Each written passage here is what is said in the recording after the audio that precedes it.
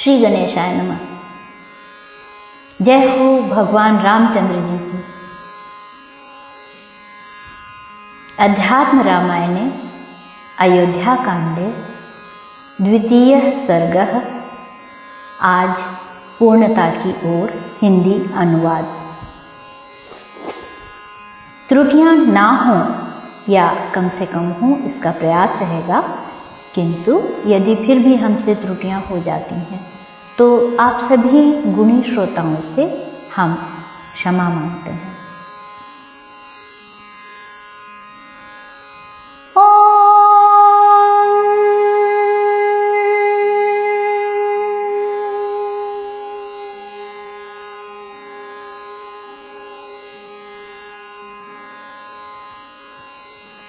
श्लोक 66 से आरंभ।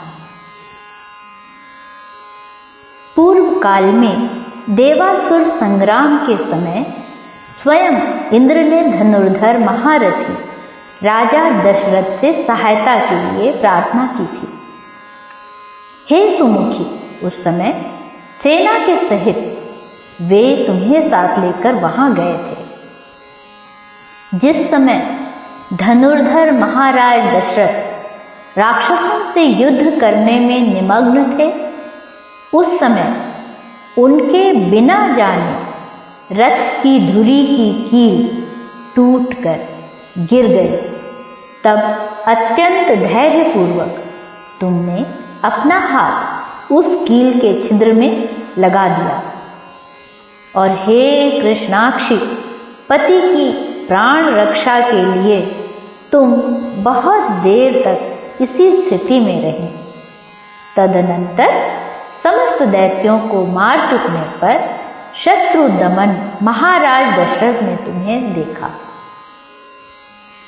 तुम्हें ऐसी स्थिति में देखकर उन्हें अति आश्चर्य हुआ और अति प्रसन्नता से तुम्हें गले लगाकर वे बोले, मैं तुम्हें वर देना चाहता हूँ, तुम्हें जो इच्छा हो सो मांग लो। इस समय तुम 2 वर मांग सकती हो। राजा के इस प्रकार कहने पर तुमने कहा, राजन, यदि आप प्रसन्नतापूर्वक मुझे 2 वर देना चाहते हैं तो हे अनघ, मेरी यह धरोहर बहुत समय तक आप ही रखिए। जिस समय इनका अवसर आवे उस समय आप ये दोनों वर मुझे दे दीजिएगा। श्लोक 72। तब राजा ने बहुत अच्छा कहकर तुमसे कहा, हे सुव्रते, अब घर चलो। महारानी जी, यह संपूर्ण वृत्तांत पहले तुम्ही से मैंने सुना था, इस समय मुझे यह स्मरण हो आया है।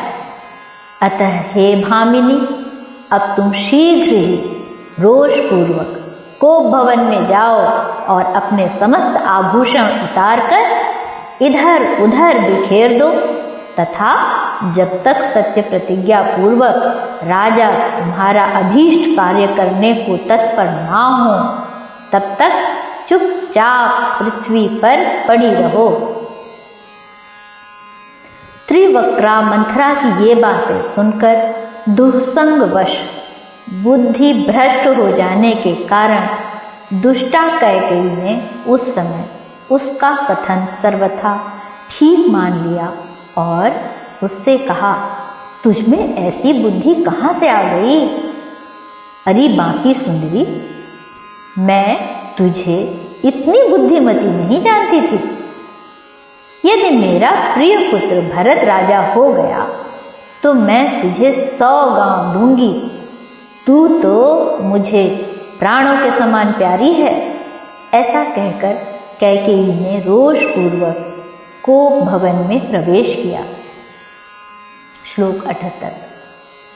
और अपने सब आभूषण उतारकर इधर उधर बिखेर दिए तथा मैले कुचैले वस्त्र पहनकर अति मलिन दशा में पृथ्वी में पड़कर बोली, अरे पूज्य, सुन, जब तक राम वन को न जाएंगे, प्राण भले ही छूट जाएं, मैं इसी प्रकार पड़ी रहूंगी। तब कुब्जा यह समझाकर कि हे कल्याणी, तुम निस्संदेह ऐसा ही करना, इससे अवश्य तुम्हारा कल्याण होगा। अपने घर चली गई और कैकेयी ने भी वैसा ही किया।